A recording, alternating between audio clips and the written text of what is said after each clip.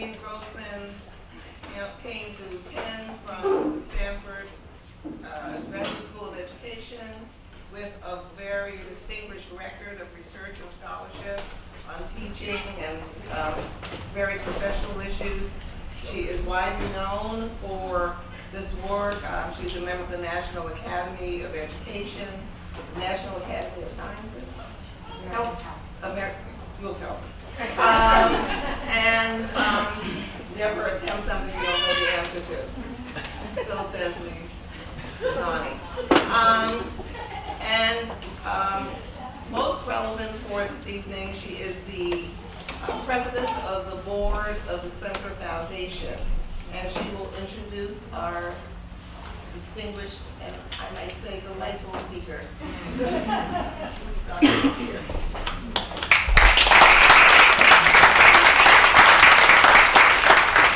So welcome.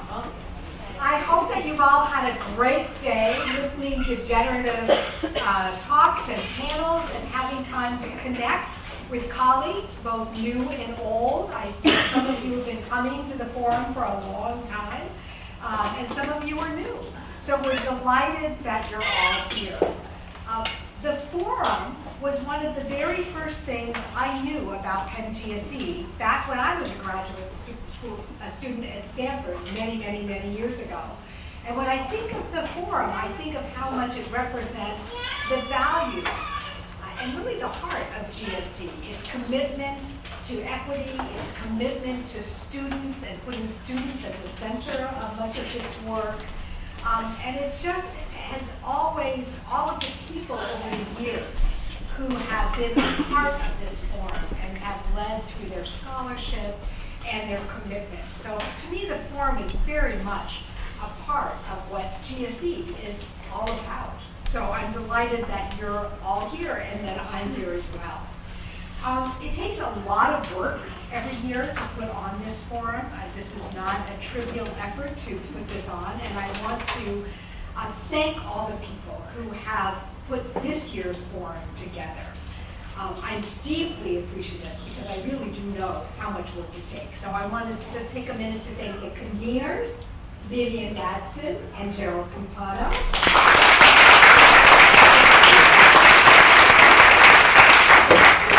GSE faculty and staff, Mary Yee. Suzanne O. Alex Majestic. And Jen Young. And as I said, students are at the center of this, so I want to be sure that we thank all of the graduate assistants who really have spent a lot of time and effort putting this together. So DSA,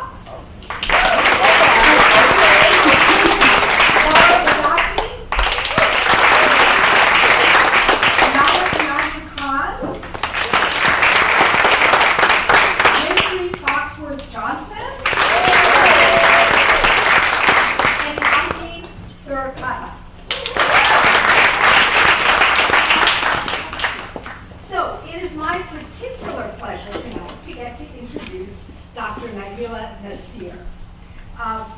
So Naila, as you already heard, is the current president of the Spencer Foundation, but we first got to know each other as colleagues back when we were both at Stanford before she left us for Berkeley. No hard feelings here. I have a Berkeley degree, so really but I was also a part of the very lucky search committee that helped recruit Naila to be the 6th president of the Spencer Foundation. And in that process, got to know a lot more about Naila than I had even known before. And I won't say everything. One of the things that I say is we talked to many people about Naila during this process, and everybody said the same thing about how brilliant she was, what an exceptional person she was, and the quality of her intellect and thinking. So there was so much commonality in what we heard, as well as somebody who really had a vision for what our field could become, which is very much what we heard for. So those of you who know her work know that she's looked at learning across many, many settings, both in and out of school, and all that's entailed in that learning. In all of her roles, as a faculty member, and then prior to the presidency as Vice Chancellor for Equity and Inclusion at UC Berkeley, she has deeply championed issues around equity, but also supported always the next generation of scholars, investing deeply in their success and their future. So tonight we'll be hearing about work from her latest book, We Dare Say Love, Supporting Achievement in the Educational Life of Black Boys, which I just got actually in the mail, which explores the nature of teaching and learning in all Black, all male classrooms, and the possibility of creating spaces of love and possibility. We're so lucky that Megillah chose to come and spend this time with us, and that we have the opportunity to learn from her. So let's all welcome her.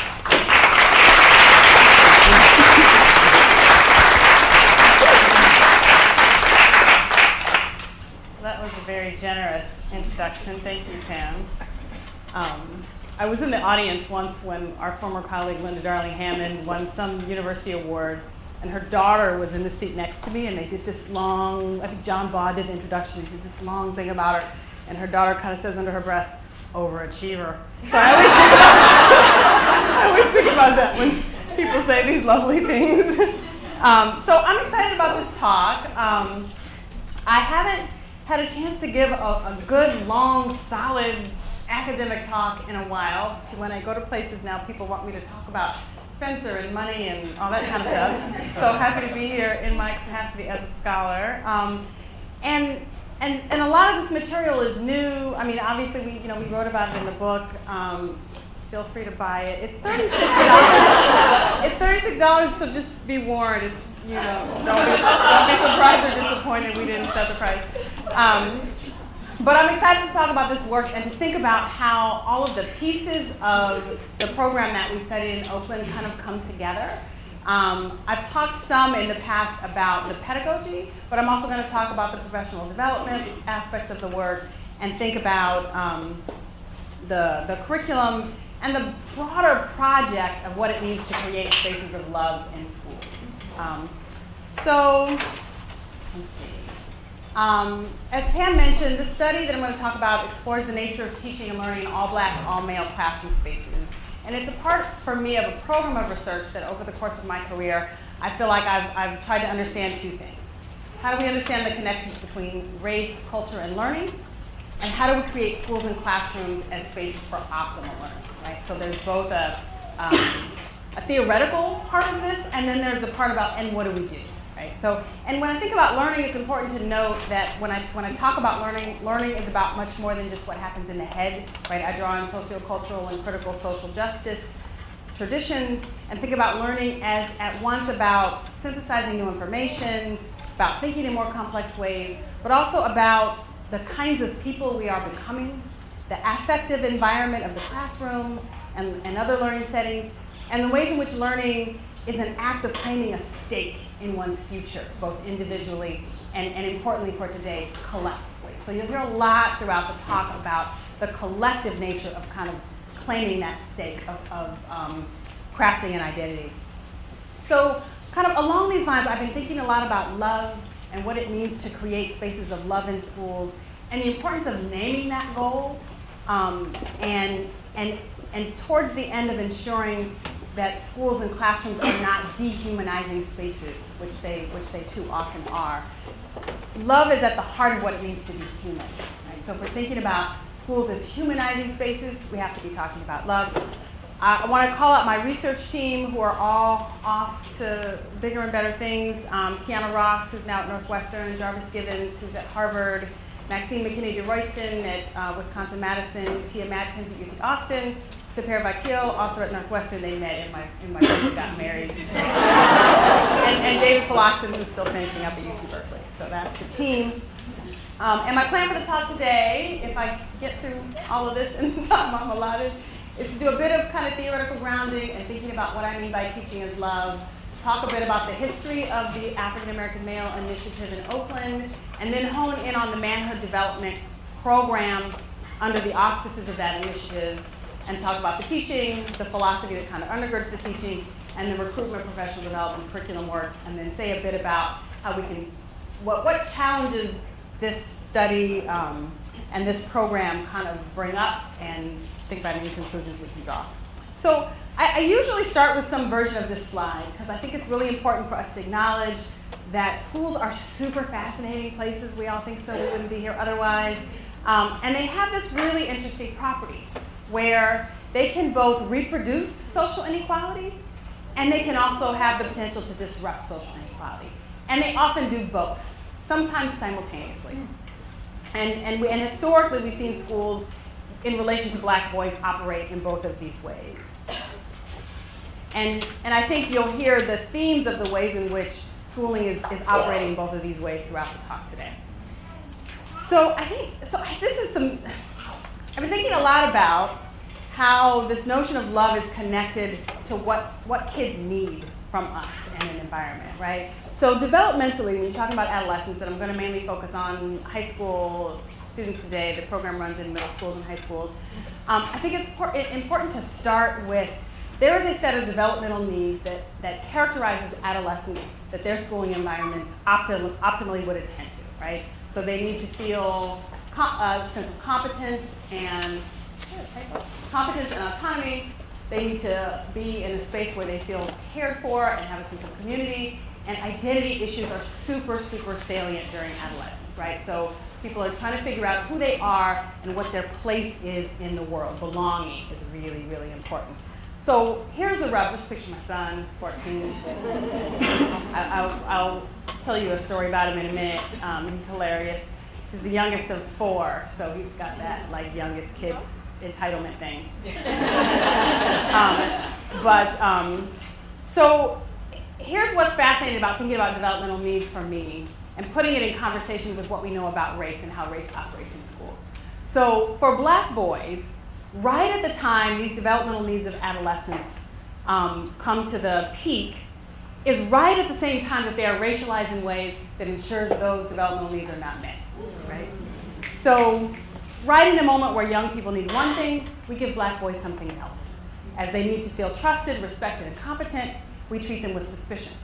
When they need fewer directives and more autonomy, teachers increase control of their bodies and their activities. When they need more connection, they are othered by teachers and administrators and by disciplinary practices. When they need to have room to make mistakes and explore, they are adultified and expected to behave as older than they are and not accorded the benefit of the doubt or allowed to make mistakes. Where belonging and identity are central, they are vilified by society and treated as being under suspicion. So I talked to my son a lot about these things, as you can imagine, and I asked him once, how do you, because you could see we're standing on the ground there, like he's like taller than me all of a sudden, he's 14, and I asked him, well, so when you walk down the street, do people, like cross the street or grab their purses? He was like, oh yeah. And I was like, well, how does that make you feel? He was like, kind of powerful. So troubled kid, very troubled kid. But it's interesting to be studying and thinking about these things right at this point where I'm wrestling with this at home about what this means for how I parent him. I have a longer story that I'll tell that involves a neighbor questioning whether he belongs in the neighborhood or not, but in the interest of time, I'll come back to it if we have time. So my point really is just that right at this time when you need to belong, to feel nurtured, to feel respected, and attended to developmentally, the world gives black boys the exact opposite thing. And so part of why that happens, part of one of the kind of mechanisms of that I've thought a lot over the course of my career is this idea of racial storylines. So I view racial storylines, typically called stereotypes, as racial narratives. And I like to think about them as storylines, because that, for me, brings to the fore the ways in which they are not static, right? They are lived, they are used, they are invoked, they are reproduced as we go about our daily life with one another. And I think it's also, interesting to think about these common ways of thinking are also mechanisms of oppression, right? They go hand in hand with differences in access that then justify the racial storylines. And they're artifacts that organize our perceptions, our opinions, and our action. And so part of what I want you to attend to today, and these pictures, by the way, are a photographer friend of mine who likes to capture Black life in various iterations. I thought they were interesting to put in conversation with this because they're so kind of anti-racial, typical racial storylines. So we're going to think today a bit about how in the course of this program, new racial storylines get instantiated. So we know a lot about the experiences of Black boys in school. We know that Blackness and maleness interact in unique ways in our society. I won't go through all of the negative statistics. The Shot Foundation does a really nice report looking at all the statistics. If you're interested, I'd go to their website. So I want to recognize one, that it is clear from the numbers that Black males in our society are structurally disadvantaged, right? And it's important to recognize that Black males themselves are not the problem, right? It's the structures that serve them and the ways that those structures are informed by these problematic storylines, right, and practices. And it's important to recognize heterogeneity exists, right? Not all Black males are underachieving. Obviously, you can pick Tyrone Howard's recent work on that. There are a range of experiences, achievement levels, interests, outcomes, and a plethora of personal stories and interests. So really important, even as we talk about the needs of a particular subgroup, not to essentialize or assume that subgroup is all the same. Nonetheless, they tend to get treated pretty similarly by the world. And so this slide comes from a set of interviews we did with a group of 9th grade Black boys, where and we did these interviews, interestingly, when we were still in the Obama era, and there was actually a question about whether the world was post-racial or not. I think we've solved that. We've solved that. But that was a good, nice, small problem to have. So, long story short, the boys reported their experiences in schools were highly racialized, that they were subject to racialized stereotypes and unjust disciplinary actions. Discipline was the main place that this racialization kind of came out. They felt that their teachers had low expectations for their academic achievement, and they felt that their teachers and schools treated them as not worthy of care. And this is a quote from one of the kids. When they send us out on a referral, sometimes when they write down stuff on the referral, they kind of put a little extra on it. Like, like even though we didn't do anything like that bad, they try to make it seem like we did it a lot worse. And I thought this is fascinating, the idea that the systems are putting their thumb on the scale against you. And what does it mean to be a young person in schools feeling like the people that are in charge of helping you learn and grow are putting their thumb on the scale against you? We've also done some work kind of theorizing anti-Blackness in schools in other perhaps less obvious ways. We've been written about Black exceptionalism, so the idea that when you position some Black students as deserving or exceptional, you're actually making a statement about all Black students in that. When Black students and parents have to choose between spaces that are academically rigorous or culturally safe, that is a form of anti-Blackness. And this idea that Black students and families, having made those choices, then have to live through the consequences of them in various iterations. So I could say a lot about any of those things, but I'm going to keep it moving. So why am I thinking about love? And this is a quote from the book. Society and schools have made love a foreign thing for Black males. It has become difficult to comprehend a sincere relationship between schools and Black male students that is predicated on love. The American school is too often a place where Black students come to know that they are despised, feared, and deemed to be of little human value in the world. Those who care deeply for Black children recognize that insisting on love anyhow is of the first order. And this is a quote from a recent piece by David Kirkland. We dismiss the study of love to our collective peril.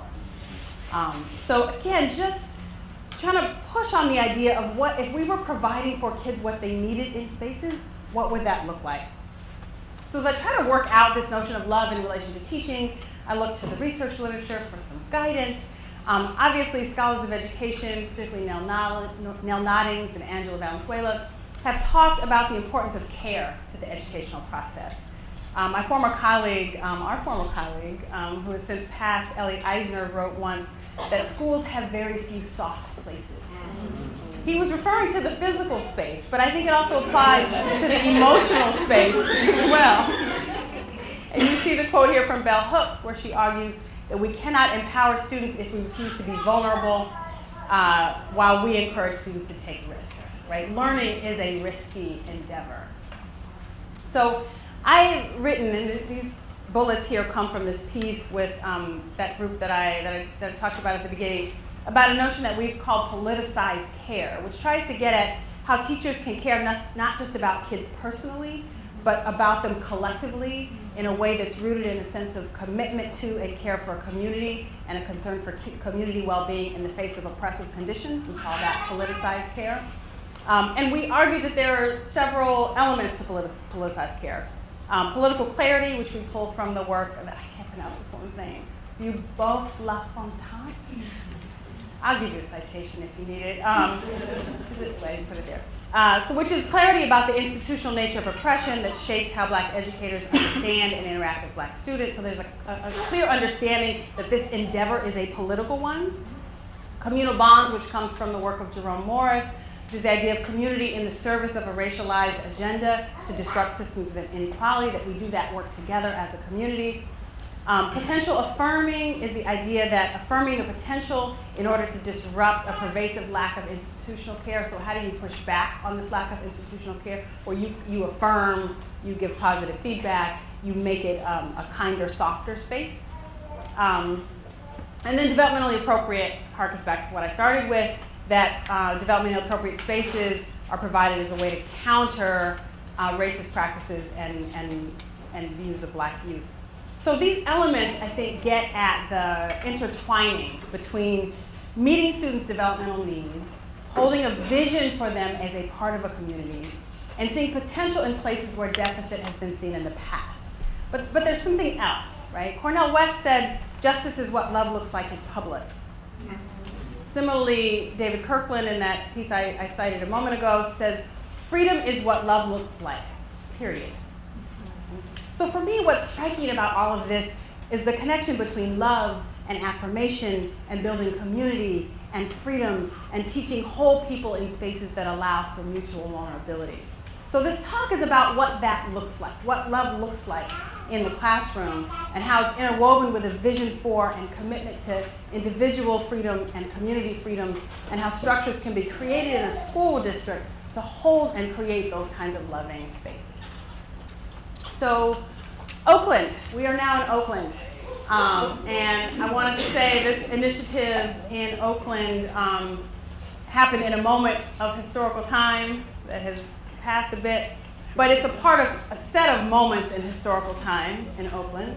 And so there's a chapter in the book where Sean Dinwright, Chris Chapman, and Greg Hodge detail this kind of movement that they argue happens in 3 waves of race-focused initiatives. And I won't go through this in super detail, but just to kind of call out the wave 1, they argue the Black activism wave happened between 1960 and 1975, where there's all of a sudden this interest in opening of Black independent schools. Black studies departments open at San Francisco State and UC Berkeley, and those were, that wasn't just the university said, hey, we should do this. Those were departments opened at the behest of activists who stood on the front lines for months and months and months, and graduate students who mixed class. So this was an activist-centered movement.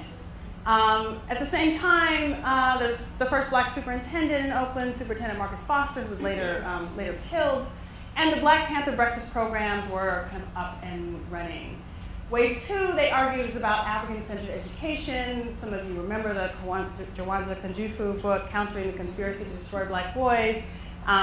Popular, if not empirically grounded, book from 1983. Those of you who've read it, you know what I'm saying there. There's many arguments with people about that. But it was about the negative effects of institutions on Black boys and what we needed to be doing as community to counter that. It made a wave through educators in Oakland and elsewhere, and went along with the starting of rites of passage programs. The Hawk Federation and the Simba program are 2 examples of rites of passage programs in Oakland. And then wave 3, they call institutional responses. So there's in this wave, some early philanthropic attention to the needs of Black boys and men, And then the second bullet, BUFFER stands for, it's an acronym, stands for Black United Front for Educational Reform. It's a parent organization. Parent and community is like a network of grassroots organizations with the goal of advocating for better education for Black students in Oakland. This group documented the tracking of Black students into low-level courses, and their work resulted in 1993 in a complaint to the Department of Education Office of Civil Rights, which in 1998 resulted in a court decree that demanded the schools provide equal access. So their complaints were validated, and not a whole lot happened after that, but you know how that goes. This other piece, this task force of African-American education, happened around the same time in 1995. It was a task force of the Board of Education. And among other things, they argued that the district was not doing a sufficient job of preparing students to speak to speak standard English. And they created a support plan for the district to do this work. If you are old enough to remember this, you know how this story ends. The board adopted the recommendations. The media, there was a subsequent kind of media frenzy that said, you're going to teach Black kids in non-standard English? What kind of madness is this? And the whole thing kind of folded. But the point is, there's this really interesting effort to think about how we can institutionalize this care for Black students. So fast forward a good couple of decades, Superintendent Tony Smith takes over in Oakland and decides he's very equity focused, deeply influenced by the work of John Powell. And he conducted an analysis and asked, in our district, who is being least well served by our systems? Surprise, surprise, it was African-American males. And so among the 13 kind of task force areas that Tony created, the African-American Initiative was one of them. And in 2010, he created the Office of African-American Achievement in Oakland. It had one staff member and no budget. This is the staff member there. I give him a shout out. That's Chris Chapman. And he tells the story. Chris tells the story. He says, at the school board meeting where I was introduced, they introduced me, and then people were expecting me to introduce my staff, and it was like just only me. And furthermore, because it was, it violated, I imagine, state law to have state resources go to a race-focused initiative. He was actually employed by a nonprofit organization and was an executive on loan from the district. So this is really interesting, actually, public, philanthropic, nonprofit hybrid situation. So they tell the story in a very kind of male jock way because Tony Smith, if you know much about his history, he was a football player at Cal. And so I can't remember the metaphor because I don't really understand football, but it was something like, run far and I'm going to pass you the ball, some things such as that. Clearly that's not right. In any case, one of the core initiatives of the African-American, so I can't dance or know anything about football, Fabian. So one of the core programs of the African-American Male Initiative was the Manhood Development Program. This was a district-sponsored program for African-American males, held classes that met every day in cohorts of 20 to 25, starting out in 7th to 9th grade. It's since expanded. And the idea is that you would create a space as a part of the school day where Black boys are in class with Black male instructors, talking about identity, gaining critical reading and writing skills, and having some both academic and kind of identity supports. So I should have put these other slides first. So I'll tell you the methods, and then I'll tell you how I came to this work. So this was a university community partnership with my research team and the AMA office. We utilized a case study approach. We collected data for 3 years, which for us involved observing the manhood development classes, taking videotape and field notes of them. We interviewed over the course of the second 2 years 55 instructors, students, and AMA leadership folks. And we observed in 5 classes weekly for that 2-year period, to give you a sense of the scope of the data. There's something to say about the fact that our team was mostly women and these were male spaces. So we had to be kind of careful of poor Jarvis was everywhere. And so we were mindful of when and how we could enter those spaces and when we needed to send Jarvis. We sent Jarvis a lot. And it's also interesting to think about then how his presence as a graduate student at Berkeley, as a leader in his fraternity, as a community member, how he got taken up and his presence got utilized in those spaces. So he was never just kind of a fly on the wall observer. He was always present in some way in the spaces, and often because he was called to be present. Brother Jarvis, tell us about your journey. He's like, I'm just behind the video camera.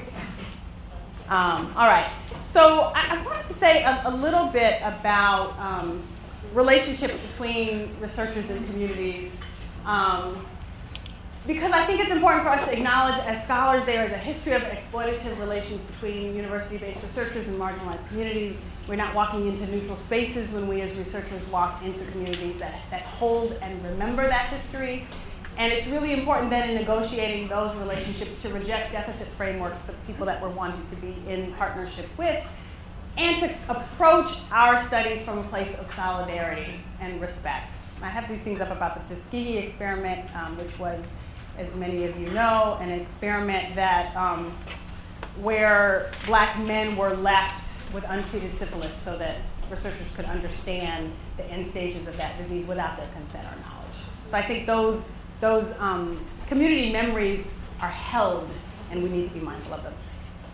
So we've been writing in the research group about this notion of politicized trust. You see it's connected to what our ideas about politicized care, but we use politicized trust to think about the relationships between researchers and communities that we study. I don't think I'll go through this in detail, but the main idea is that when you are in authentic, real, reciprocal relationships with the communities where you are doing your work, those are trusting relationships rooted not just in interpersonal trust, but rooted in a trust around why we're all doing this together to be. So enough said about that. There's some kind of fun stories about how the study came to be. I will just tell one of them, which is kind of the origin story of the study. So Chris Chapman got appointed to this position. He was a member of my extended community. I didn't know him well, but we happened to have kids who were in the same class at a school, an African-centered school in Oakland. And when he took this position, the community perspective on it was, he's being set up to fail. This is going to be disastrous, right? Because he's one guy with no budget, supposed to fix all the problems about black boys in Oakland. And so we kind of felt sorry for him a little bit that he was in this position, and we're at the birthday party with the kids, and I say, hey, Chris, if I can be helpful in any way, call me. That is how the study came to be. He was like, in fact. So what's interesting about that is we started this study with a place of knowing that what we shared was this commitment to black children, and that what we shared was a sense of possibility around what black children needed. What we did not do, though, is some of the more detailed negotiations around what my role would be, what his role would be, what would the writing projects be, and we had to then continue to renegotiate that later. So while we started out with this politicized trust, we had to keep renegotiating it as things occurred. So, into the findings. And I'm going to talk for like 10 more minutes, and then I'll stop so we can have some Q&A. So, over the course of those 3 years, we identified a few really interesting things. One is that there was a teaching philosophy underneath this work that had to do with humanization and love that felt really different than things we'd heard in other types of schooling spaces. Two is that the ways that discipline happened, the ways that disciplinary infractions were defined, identified, called out, not called out, was really, really interesting and different. There was a lot of work that happened in these spaces, both debunking and reframing stereotypes about black males, and tons of time and energy went into the building of community through the building of these multi-layered relationships. We say a little bit about each of those things. So with respect to teaching philosophy, it was striking how articulate the instructors were in interviews and in their practice about why they were doing this work. And what I didn't say in the beginning, that I have in a later slide that I should have put in an earlier slide, is that when they started these classes, the idea was that they would go into school sites already existing and pull in teachers, black male teachers, already existing to teach these courses. Here's the problem, there weren't any. That's an exaggeration, there were some. But there weren't many, and they didn't have the sensibility that the AAMA folks wanted to have in these classes. So they ended up recruiting teachers from community-based organizations and then training them. So it's an interesting kind of model in that way. So anyway, there was a really kind of targeted sense of mission in why people were doing this work. This first quote is from an instructor. He says, "I do this because I can. I do this for my people. I do it for those that did it for me. I do this to create men. I do it because we don't see enough black educators. I do this because I care about young black folks. I do this for every reason America doesn't want me to." Right? And there he's kind of signaling this. This is about pushing back on structures of oppression. Another quote, "Why do I do what I do? To heal and restore and build the legacy of our people." So again, the purpose is about the kids, but it's about something much bigger than that as well. The second point just, I think, gets at the notion of creating humanizing spaces. So this instructor says, "My goal is for the young men to create a safe space for them in the middle of the school day, within the middle of their schoolhouse, a place where they can come in and just let their guard down and learn and crack jokes and be little boys for a minute again." You know, so that, again, that point about meeting their developmental need for these boys to be boys. There's another instructor that says, what is my goal? My goal is for them to come into this room to laugh, to learn, and laugh again. So I'll keep it moving. The discipline stuff is the first paper we wrote out of these data, and it just jumped out at us. The way in which you walked into one of these rooms and things that would have been a moment for discipline in other spaces were not here. So this is what we kind of came to call reframing what counts as a discipline-worthy moment, right? Because teachers are making decisions about what a discipline-worthy moment is. And my favorite example of this is an instructor's first day of class. He's beginning to tell the students about what this class is about, that you're here because you're leaders, you know, blah, blah, blah. And a kid in the back starts to keep the beat on a desk. And this is a clear, and I'll tell you the first year they did these, this is from the first year. The first year they did the classes, they didn't vary achievement level. So it was all the kind of lowest achieving kids. And so this kid was like making a stand, like, what are you gonna do now? Kid fresh out of college in front of the class. And the instructor looks at him and says, "Keep that beat going." And he starts speaking to the beat that the kid's keeping. Right? And it's important to say, we said this in the paper, it is not that rapping and beating was happening every day in these classes. That's not the point. What I'm saying is that this thing that could have been taken as a moment of control or a fight for power was not. It was like, all of who you are is okay here. And a few minutes later, the kid gets tired, stops beating, the instructor's like, what happened to the beat? So that's an example of what I mean by reframing a discipline-worthy moment. There are lots of other kind of more mundane ways, like how students held their bodies in this space. They were sitting on desks, they sometimes wore hoodies, they could walk around like the class and check in with people, and those were all fine within this space.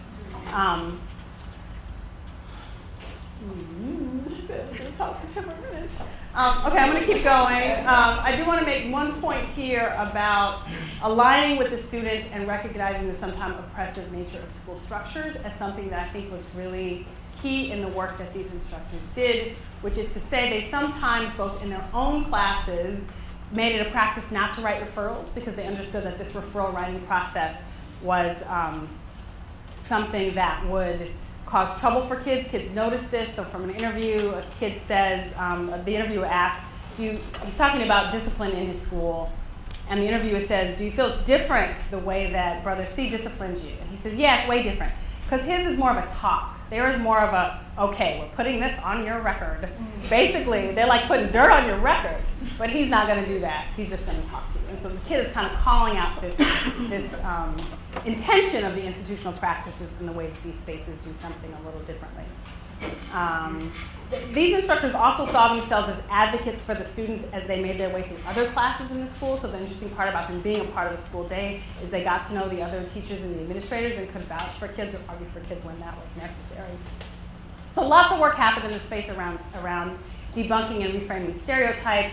that's happened in two key ways. One, explicit discussions about Black manhood, so exercises where on the board are 2 sentence starters. A lot of people think, but if they really knew me, they would know, where the kids then have the opportunity to fill in the sentence starter and have a discussion about what do people think of me before they know me, and then who am I, to kind of point out that difference. And then there's lots of attention to role modeling, both the ways that the instructors modeled the full range of interests, histories, relationships, and the way that they drew on historical models to do that as well. One of the instructors talked about this, and when he's asked why he focuses on African-American men in history, he says, "Why did I focus on it? Are you serious? I grew up in Oakland. When I taught them about Paul Robeson, they were like, dang, I could see it in their faces. This is someone we could become? This is a model for us?" I could just see it, you know. And so it was really important. It's really necessary, because if you don't get it at home, because it builds up who you are. So this attention to understanding the full range of role models, both currently and historically. And then lots of work around building community. I mean, lots and lots and lots and lots of work every day around building community. This quote is from an instructor interview where he says, there was one brother, for example, that was having a tough time. I said, you know, he needs some extra love, so let's give him a group hug. Of course he ran, and we all hugged. But afterwards, he lit up. Like, you could just see he was like, just made his day. So why do I go back to love? Because love works. And I could say a lot more about community. And so I think there's, like any interesting set of teaching practices, there's a set of professional development practices that underlie it, right? And I talked to you about the fact that they were recruiting teachers who didn't necessarily have teaching experience, and they tried to offset that with opportunities for training and ongoing professional development. So, and this is a quote from the guy who's in charge of the recruiting and professional development. Agape, the highest form of brotherly love, is the guide for everything we do. So it's not just the guide for what instructors are doing in the classroom, it's the guide for the way the professional development happens as well. When they talk about what they're looking for in instructors, this was the kind of list that we called. They're looking for instructors who have respect for the cultural background and history of the kids, who understand the challenges in the community, who hold an asset-based, not a deficit-based mindset, who desire to be a positive force for change, who have the stance of being a lifelong learner, and who have the ability to support resilience for students and families. And he says, if the candidate does not see the need to love each of our kings as if he were his own child, this is not the organization for him. And he's kind of unapologetic about that. And the training, there's initial training every year that happened, a week-long 40-hour session where this was the focus, everything, and they identify, this first bullet is kind of their overarching umbrella for what they think happens in these sessions. How do we transform love into effective pedagogy? Okay? And these are the ways that they say that they do that. It's also, I think, important to note that after this initial training, there's a whole system of ongoing professional development where the instructors are visited by the trainers in their classes, I think monthly. They write up narratives about their practice monthly that are reviewed. There are regular kind of informal brother-to-brother check-ins, and bi-monthly professional learning community meetings where they all come together to talk about what they're doing, what they're seeing, how they're engaging with the curriculum. And they're also encouraged to practice self-care. And all of these sessions are kind of underlined by a few ideas. One, they have this idea around collective genius, that we are smarter together, right? And they practice that in the professional development sessions and in the classrooms. They think about these sessions as places where all voices are equal, where everyone comes in with strengths, where they are role modeling the kind of facilitation that they want the instructors to do, and argue that in that professional development space, they're not just teaching, they're listening and creating relationships, because it's through the relationships that the development of practice happens.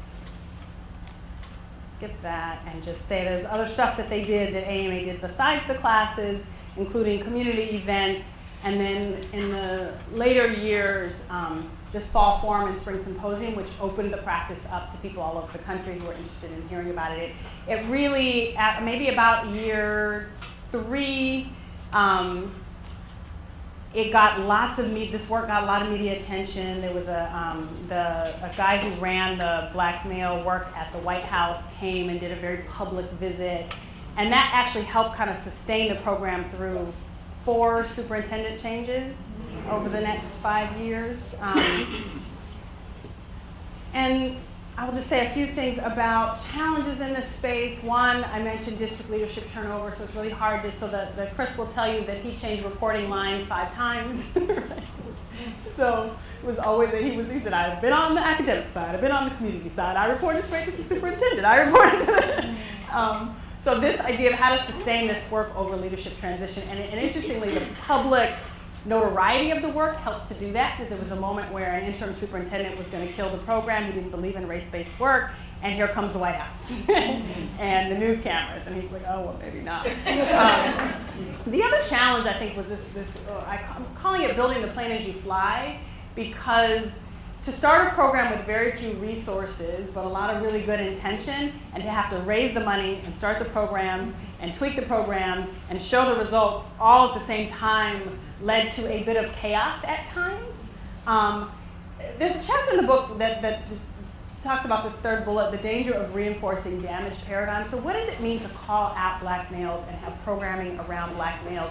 What sense are kids making of that? And there is some challenge there that kids are saying, we have these classes because we're damaged, because something's wrong with us. And that message gets conveyed in spite, right? We can talk a lot about what about other groups, including black girls. The district did eventually start programs for black girls, for Latinx girls, for Latinx boys, and for Asian Pacific Islanders. I don't know how effective or well-resourced those are. These are also, the one critique that there have been in these all-black, all-male spaces is that there are heteronormative and patriarchal norms that sometimes occur in the space, and we did see some of that early in this work. We made the decision not to write about it, but to call leadership's attention to it. And to their credit, they took it on. There are conversations they have now about toxic masculinity, and it's not perfect, but they're working on it. And then I think a whole conversation around, is race and gender segregation where we want to be headed with our schools? We can talk about that. So I will end with this set of thoughts. I think we're in a crisis of humanity in schools and in society, but you don't want to get me started. You cannot teach those who you do not know. I'm utterly convinced of that. And institutions are malleable, right? Like, I think one of the things that this case study shows is that you can create structures within a district that created a space for an entire new set of norms and practices. So I've been doing this thing lately where I think about policy, and I went through a phase in my career where I was really ambivalent and I struggled with the idea of policy. And where I am now is like, if policy can do something so profound and unnatural as to create segregation and inequality, then policy can be used to create something different. And that there's a place for hope even as we recognize how pervasive and structural race is in our society. And I will end there. Thank you.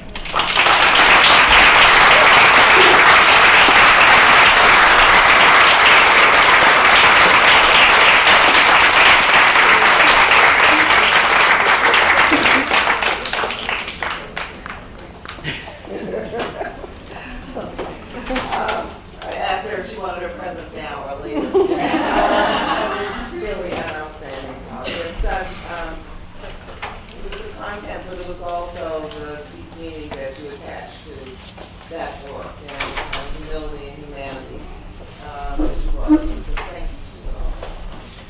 So we have a little time for questions and answers. Please also say your name and whatever else you want to say. Dr. Stephen Clement, a high school teacher, in high school here in the city. You said you were going to tell a story about your son. Let's always have at least one plant in the audience. Thank you for that. So the story I was going to tell is last summer, my son's dad and I are divorced. So my ex-husband was over having dinner because we're friendly divorced. And And he came in, he's got all these weird dietary things, no gluten, no this, no that. So he comes in with this weird ice cream and puts it in my freezer for later. And then he leaves after dinner and forgets the ice cream. So he calls, I forgot my ice cream. And it's some special fancy gluten, wheat-free, no sugar ice cream. Dairyless, some madness. And so he's got to come back and get the ice cream. My son, who's 13 at the time, is like, I'll take it outside. So he takes this little thing of ice cream and he goes out to the front. And it's like 9 o'clock at night. My goofy kid is out there with this carton of ice cream. And he gets stopped by a neighbor who's walking his dog. And the neighbor says, "What are you doing here standing in the corner?" And my son is like, "I'm just in front of my house." Like, he's, just a goofy 13-year-old. And the guy's like, "Well, I've never seen you around here before." So my son was like, okay. But he didn't think too much of this. He came in the house because it made him a little uncomfortable. My ex-husband comes, gets the ice cream. My son tells him the story. And there are some good things about ex-husbands. My ex-husband gets in his car, and he goes to find the guy. And he finds him. And he says, "That was my son that you were talking to. He lives in this neighborhood, and I don't appreciate you making him feel like he doesn't belong here. You have no business talking to him." And the man said something along the lines of, "I was just protecting the neighborhood." And not knowing that was like, that's not a helpful thing to say. But I guess I tell that story because I think that sometimes we can think about these kind of, that race appears in our lives, or that race appears in other people's lives. Yeah. And that there's a point where you can be, here I am, president of the Spencer Foundation, highfalutin in all ways that I like to say. and it doesn't matter, right? It doesn't matter at all. And it's that kind of everydayness of these moments of racialization that I think we have to pay more attention to. I know y'all been following that Jussie Smollett thing, and the blackface in Virginia. Like, this stuff is fascinating to me. And I think it's interesting that it's these moments that we pay attention to, but it's the structures that are operating every day, even in the absence of these moments, that we just let pass by. So, anyway, I'll stop there. Thank you. I love the call and response, by the way. Any other questions or comments?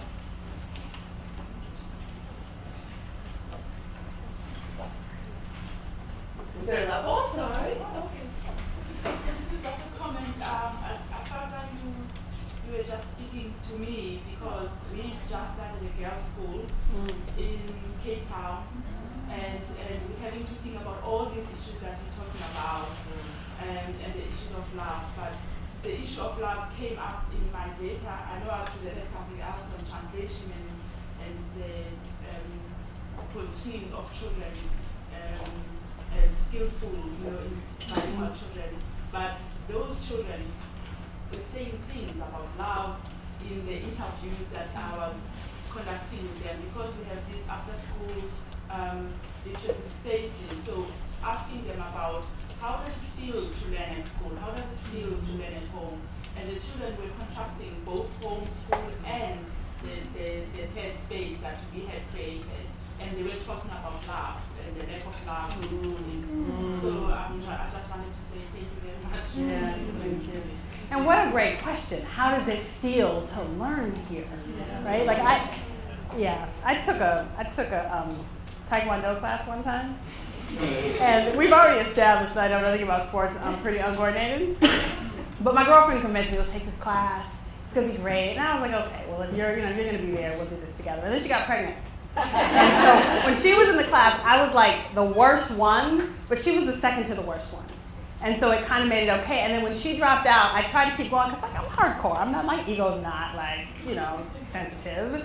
But then it was, because I went maybe 2 more sessions. I was like, forget this. I'm not doing it. Because I didn't like what it felt like to be the one everybody looked at as the one who wasn't doing it right and couldn't get it and couldn't figure it out. And then I ended up stigmatized as the one who wasn't going to be able to get the moves down.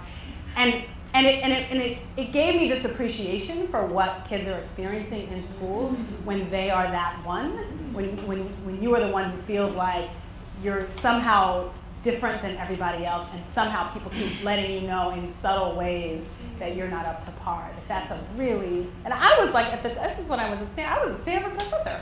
And yet, I couldn't sit in a Taekwondo class being the worst one. Okay. I just had a quick question. Thinking about, literally I came from like experience of doing this type of work, of moving from a community organization into a school. And I was thinking about those PD moments.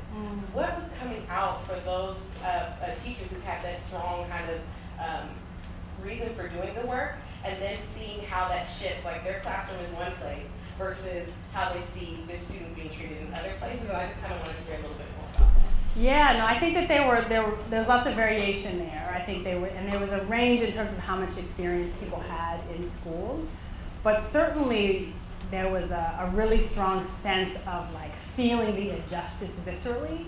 But what was interesting about this group is that, remember, they had each other, right? So twice a month they all came together where they could talk about, what do you do when you see this happening at your school site? What's the appropriate response?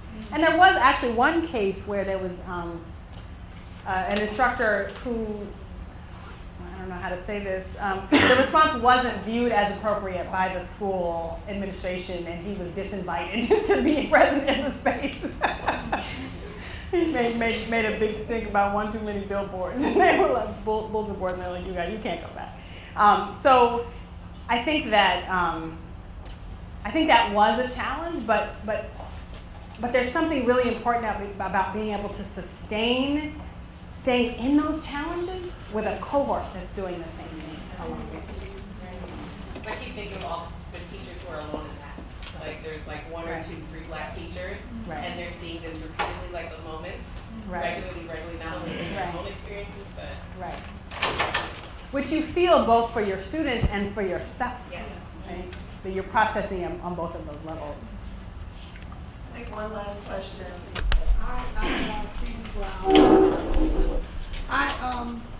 I'm glad I came this weekend because some of these different workshops I've come, I came with a lot of, I'm losing hope in what I'm seeing happening throughout history.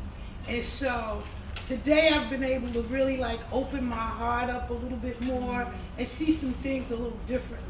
Not an educator, I'm a community member, didn't even know what a lot of this, anyway. But what is happening for me right now is that how do we separate, so, I don't want, so there's a lot of things for Black young men and boys that love is not going to be the answer, right? There's reality too. And so how do we keep away from, because and don't get me wrong, many white people want us to go to the Martin Luther King or we should love everybody type thing. And what is the difference of like us not singing Kumbaya and forgetting about all the real things happening, and how do we get so this love type of how do you I hear what you're asking. Yeah, that's a great question. It's a great question. I think I'm thinking about love in a way that is like that hardcore love that you structure into society. So it's not the like soft pat you on your head as I encourage you to continue to engage structures of oppression.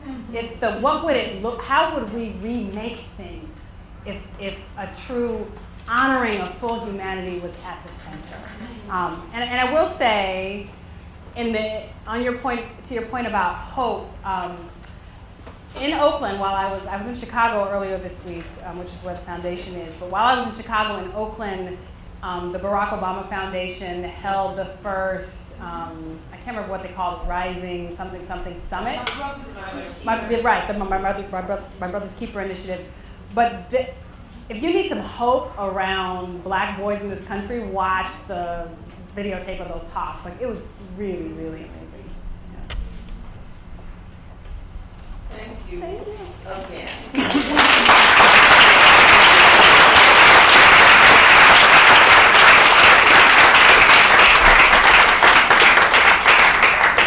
We now able to come back to 10, so in order to get some rest. This been a really glorious day in so many ways. And I know I speak for Gerald and Pam and Grossman in saying how appreciative we are that you took the time to be with us today. I think that Naila's talk in the many different ways in which love might be constructed and used and centered.